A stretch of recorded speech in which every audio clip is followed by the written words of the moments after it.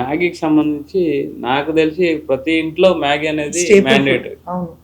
Maggi తినడం ఎంతవరకు safety madam? ఇక్కడ ఒక మ్యాగీ ఒకటే కాదండి, మనకు ప్రీ ప్రిపేర్డ్ అంటాం. అంటే కొంచెం తయారు చేసి మనకి ఇచ్చేస్తా ఉన్నారు. ఈ మ్యాగీ ప్రిపరేషన్లో కూడా మసాలా సపరేట్గా ఇచ్చేసి ఇది కొంచెం కుక్ చేసి డ్రై చేసి మనకు నూడిల్స్ రూపంలో ప్యాకింగ్ చేసి అమ్ముతున్నారు. సేఫా మేడం? సేఫే. ఎట్లా అంటే మీకు సేఫ్ అనిపించవచ్చు, మేము ఎవ్రీడే దాన్ని మళ్ళీ ఇన్స్పెక్షన్ చేస్తూనే ఉంటారు, వాళ్ళు కూడా మానిటరింగ్ చేసుకుంటానే ఉంటారు. మీకు గుర్తుందో 2016-17 టైంలో మ్యాగీని కంప్లీట్గా బ్యాన్ చేశారు. ఎందుకు బ్యాన్ చేశారంటే అందులో లెడ్ కంటెంట్ ఎక్కువగా ఉంది అనేసి.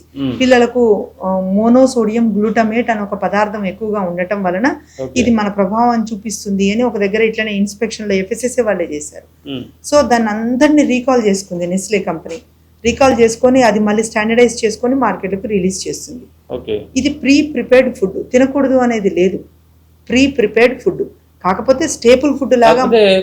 పిల్లలు ఎక్కువ తింటుంటారు, పిల్లలు ఎక్కువ అంటే పిల్లలకు ఎక్కువ దాని మీద ఇంట్రెస్ట్ రావడానికి ఆ మసాలాలో సంథింగ్ ఏదో యాడ్ చేస్తారు అనేసి కూడా ఒక అపోహ ఉంది. అవును, ఇవన్నీ ఏంటంటే అందులో తయారు చేసే మసాలాలు కూడా కంపెనీ వాళ్ళు ఇంగ్రీడియంట్స్ని మళ్ళీ మామూలుగా కూరగాయలు, ఆనియన్స్, టమాటోలు ఇవి తీసుకుంటారు మోతాదులో, అంటే స్టాండర్డ్స్ మెయింటైన్ చేసుకుంటూనే అందులో ప్రిజర్వేటివ్స్ వాడుతున్నారు.